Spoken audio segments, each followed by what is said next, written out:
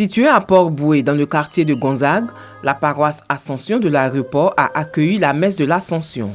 Cette fête célèbre la montée de Jésus vers Dieu son Père, 40 jours après Pâques. Mort et ressuscité, il a quitté ses disciples tout en continuant d'être présent auprès d'eux, mais différemment. Il a promis leur envoyer une force, celle de l'Esprit Saint.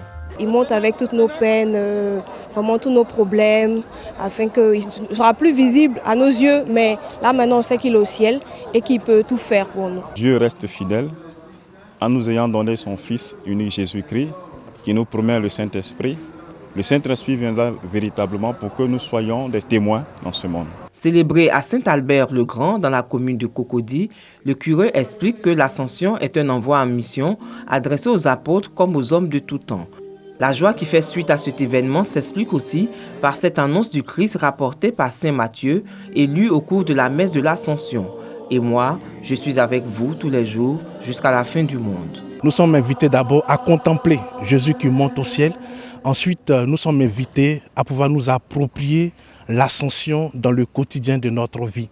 L'ascension fait penser à idée d'élévation, à idée de montée. C'est le rappel que nous aussi, à la fin de notre parcours terrestre, nous devons faire cette montée. Mais en nous appropriant cette ascension, chacun de nous doit vivre en fonction des réalités du ciel.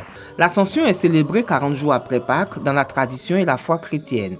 Elle marque l'élévation au ciel de Jésus après sa résurrection et la fin de sa présence terrestre. Son départ symbolise un nouveau mode de présence, à la fois tout intérieur, universel et hors du temps, car le Christ reste présent dans les sacrements et tout particulièrement celui de l'Eucharistie.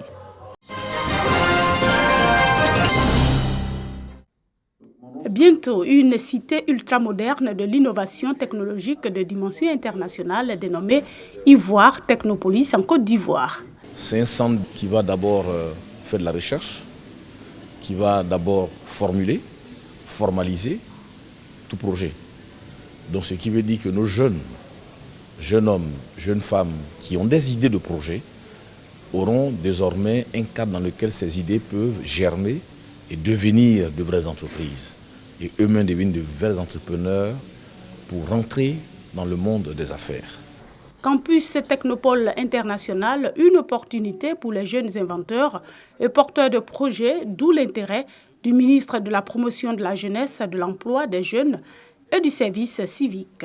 En ma qualité de ministre de la Promotion de la Jeunesse, de l'Emploi des Jeunes et du Service civique, je ne voudrais me soustraire à une telle initiative qui participe pleinement à la vision du gouvernement de Côte d'Ivoire de réduire considérablement le taux de chômage des jeunes et de favoriser la création d'emplois à travers l'entrepreneuriat.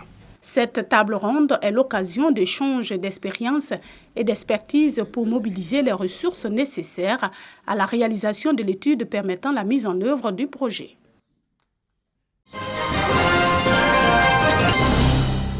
Face à la problématique du travail des enfants, l'État de Côte d'Ivoire a pris des initiatives, notamment l'adoption d'une loi interdisant la traite et les pires formes de travail des enfants. Un système d'observation et de suivi du travail des enfants, en abrégé SOSTECI, a même vu le jour en 2011 et expérimenté dans 7 départements dans le cadre d'une première phase pilote. À présent, il s'agit de couvrir l'ensemble du territoire national. À ce titre, il est prévu cette année la mise en œuvre du SOSTECI à San Pedro et à Grand Bérébi, 2 villes dans la nouvelle boucle du cacao. Dans le processus, il y a plusieurs étapes. Il y a au niveau départemental les comités départementaux, il y a les comités sous-préfectoraux et au niveau donc, des villages, les comités villageois qui donc font les activités de sensibilisation, de collecte de données et d'assistance aussi aux personnes qui en ont besoin, aux enfants qui sont victimes et aux enfants vulnérables.